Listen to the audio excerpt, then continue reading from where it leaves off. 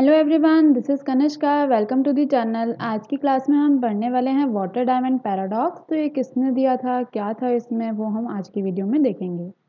तो water diamond paradox को हम पैराडॉक्स ऑफ वैल्यू भी बोलते हैं, water diamond paradox, paradox of plenty भी बोलते हैं। तो ये किसने दिया था? ये एडम स्मिथ ने दिया था। एडम स्मिथ क्वेश्चन करते हैं, उनकी ऑब्जर्वेशन थी कि जो वाटर है ह्यूमन लाइफ के लिए इतना असेंशियल है, वो चीप है, और नॉन एसेंशियल गुड जैसे कि डायमंड है वो इतना वैल्यू क्यों रखता है, उसकी प्राइस इतना ज़्यादा क्यों है एंड वाटर का प्राइस इतना कम क्यों है। पर ह्यूमन लाइफ के लिए तो वाटर ज़रूरी है ना, तो उसका प्राइस इतना कम क्यों है। एंड डायमंड तो बिल्कुल इंपॉर्टेंट नहीं है, वो तो हमारे लिए वेबलन गुड है। वेबलन गुड मतलब हम जिनको दिखावा करने के लिए, स्टेटस सिंबल के लिए खरीदते हैं। तो उस वो इतने ज़्यादा महंगे क्यों हैं एंड वाटर इतना ज़्यादा चीप क्यों है। तो एडम स्मिथ और डेविड रिकार्डो ने ये थ्योरी निकाली थी कि यहाँ पे जो वाटर का प्राइसेस है वो कम है वाटर डायमंड के प्राइसेस से। तो वो ऐसा क्यों है? तो तब के टाइम पे इसको पैराडॉक्स ऑफ वैल्यू नाम से बोला गया। तब जो क्लासिकल इकोनॉमिस्ट थे उन्होंने तब तक टोटल यूटिलिटी और मार्जिनल यूटिलिटी में कोई डिफरेंस नहीं निकाला था। तो इनका जो क्वेश्चन था एडम स्मिथ का, ये क्वेश्चन ही रह गया, ये कभी सॉल्व ही नहीं हो पाया, क्योंकि तब ये total utility and marginal utility का डिस्टिंग्विश पता नहीं था क्लासिकल इकोनॉमिस्ट को।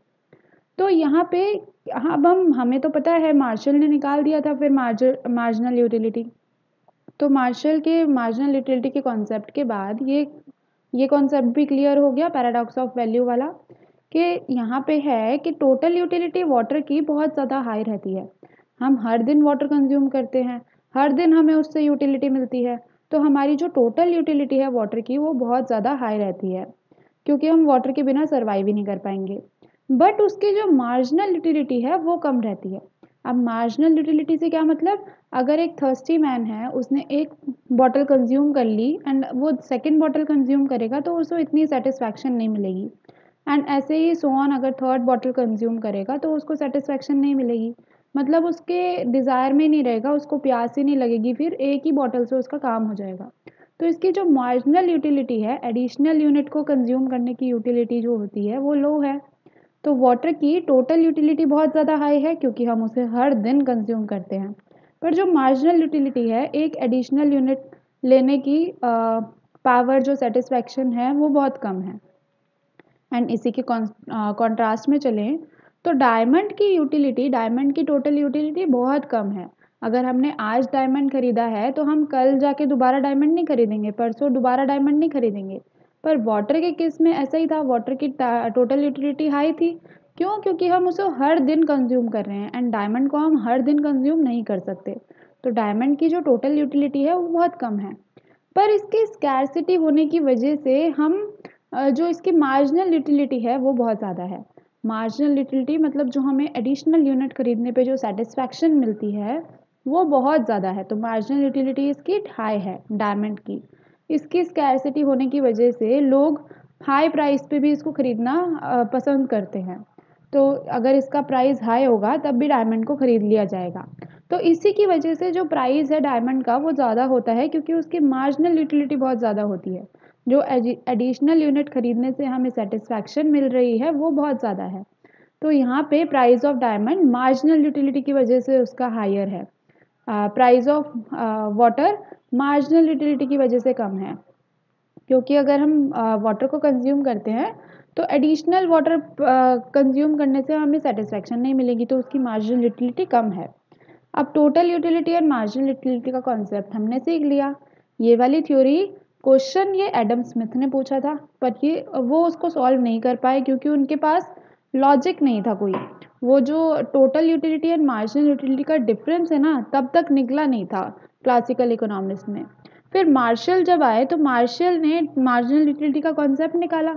उसके बाद हमें पता चला है, उसके बाद ये थ्योरी सॉल्व हुई है कि अगर किसी गुड का मार्जिनल यूटिलिटी बहुत कम है तो उसके प्राइजेस बहुत कम रहेंगे, एंड अगर उसका मार्जिनल यूटिलिटी बहुत ज़्यादा है तो उसके प्राइजेस भी बहुत ज़्यादा रहेंगे। तो यहाँ पे टोटल यूटिलिटी डिटरमाइन नहीं करती किसी भी प्राइस और डिमांड को। हमेशा जो है मार्जिनल यूटिलिटी डिटरमाइन करती है, अगर हमें किस प्रोडक्ट का प्राइस कैसा रखना है तो उसकी मार्जिनल यूटिलिटी को देखेंगे हम और फिर उसका प्राइस तय करेंगे। तो नेक्स्ट पॉइंट है consumer is not ready to pay high price of water. Consumer water का प्राइस हाई पे ही नहीं कर सकता क्योंकि उसकी अनलिमिटेड सप्लाई है। वाटर अनलिमिटेड सप्लाई के साथ आता है, तो अगर मेरे को एक तरफ एक दुकान से अगर उसका प्राइस हाई मिल रहा है तो मैं दूसरी दुकान पे शिफ्ट हो जाऊंगी, वहाँ से मेरे को लो मिल जाएगा। अगर वहाँ से भी नहीं मिला तो मैं तीसरी दुकान पे चली जाऊंगी। अगर पूरी इकोनॉमी में हाई प्राइस हो गया इसका, तो मैं किसी रिवर पे जाके ऐसे ही कंज्यूम कर लूँगी क्योंकि इसकी सप्लाई अनलिमिटेड है। और यहाँ पे उसके कॉन्ट्रास्ट में, उसके ऑपोजिट में अगर हम देखें तो डायमंड के प्राइस हाई होते हैं क्योंकि उसके लिमिटेड सप्लाई होती है। मतलब हाई प्राइस पे भी कंज्यूमर उसको परचेज कर लेगा क्योंकि उसकी लिमिटेड सप्लाई है, क्योंकि वो एक स्टेटस सिंबल के अकॉर्डिंग है। तो यहाँ पे हाई प्राइस पे भी लोग डायमंड को खरीद लेते हैं। तो ये सिर्फ मार्जिनल यूटिलिटी है जो डिटरमाइन करती है वैल्यू ऑफ द कमोडिटी। अब एक एग्जांपल लेके चलते हैं। अगर डेजर्ट में हमें बहुत प्यास लग रही है, हम डेजर्ट में हैं एंड हमें बहुत प्यास लग रही है, तो हमारे पास अगर डायमंड की अंगूठी होगी, डायमंड की रिंग होगी, तो हम उसको बेच देंगे in return of a litre of water. मतलब अगर हमें प्यास लग रही है तो वहाँ पे जो वाटर की मार्जिनल यूटिलिटी है वो बहुत हाई चली जाएगी क्योंकि हमारे पास एक डायमंड है, हम उसको बेच देंगे, उसकी मार्जिनल यूटिलिटी डायमंड की फिर कुछ नहीं रहेगी। तो ये एक ऑपोजिट केस है उसका, कि यहाँ पे वाटर की जो मार्जिनल यूटिलिटी है वो बहुत हाई हो जाएगी क्योंकि हम बहुत थर्स्टी हैं, अगर हमें पानी नहीं मिला तो हम मर जाएंगे, सर्वाइवल का केस आ गया यहाँ पे। तो यहाँ पे उल्टा हो जाएगा, मार्जिनल यूटिलिटी यहाँ पे वाटर की हाई हो जाएगी एंड वाटर को खरीदने के लिए अब हम डायमंड को बेच रहे हैं, तो मतलब हम हाई प्राइस पे भी वाटर को खरीदने की क्षमता रखते हैं। अब यहाँ पे जैसे ही हम वाटर को खरीद लेते हैं, हमारी सेटिस्फैक्शन कंप्लीट हो जाती है, अटेन हो जाती है एंड उसकी वजह से हमने अपनी डायमंड की रिंग बेच दी है, तो हम हाई प्राइस पे वाटर को खरीदेंगे। तो ये एक ऑपोजिट केस है जब मार्जिनल यूटिलिटी वाटर की बहुत ज़्यादा रहेगी। तो यहाँ पे जो प्राइजेज़ हैं वो डिटरमाइन होते हैं किसी भी गुड के सप्लाई एंड डिमांड से। अब हमने से देख लिया कि मार्जिनल यूटिलिटी से डिटरमाइन होते हैं प्राइस। अब यहाँ पे हम देखते हैं सप्लाई एंड डिमांड से कैसे डिटरमाइन होते हैं। अगर हम देखें टैप वाटर की सप्लाई, तो टैप वाटर की सप्लाई इलास्टिक रहती है। इलास्टिक कैसे? अगर उसकी डिमांड राइज होती है तो प्राइजेस भी थोड़े से इंक्रीज हो जाएंगे वाटर की, क्योंकि वाटर की सप्लाई अनलिमिटेड है। तो वाटर की सप्लाई अनलिमिटेड होने से जो सप्लाई ऑफ टैप वाटर है ये इलास्टिक रहती है एंड सप्लाई डायमंड की कैसी है? लिमिटेड है।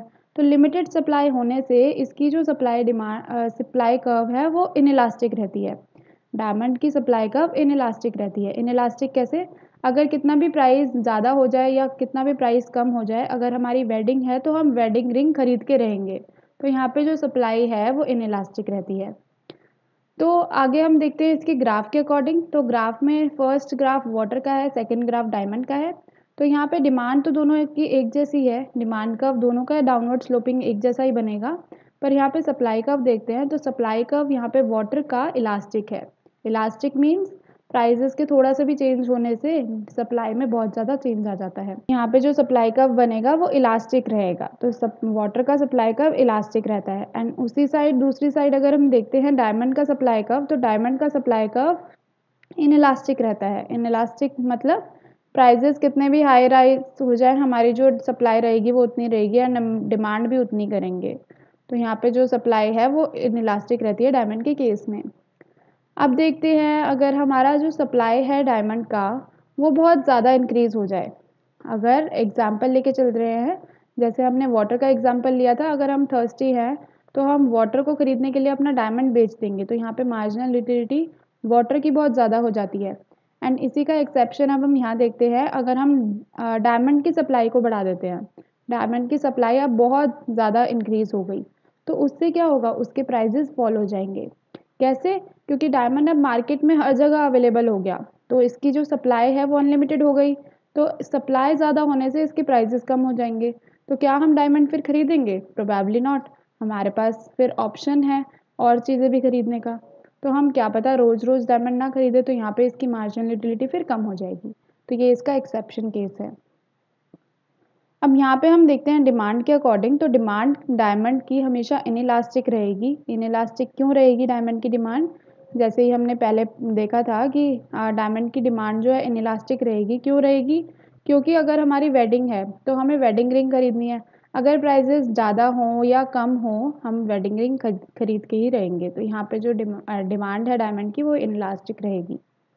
तो यही था छोटा सा कॉन्सेप्ट। यहाँ पे पहले एडम स्मिथ ने क्वेश्चन निकाला, फिर आगे मार्शल ने उसको कंटिन्यू किया। मार्शल ने मार्जिनल यूटिलिटी का कॉन्सेप्ट निकाला। उसके बाद ये प्रॉब्लम भी सॉल्व हो गई कि प्राइसेस जो हैं गुड के वो मार्जिनल यूटिलिटी से डिटरमाइन होते हैं।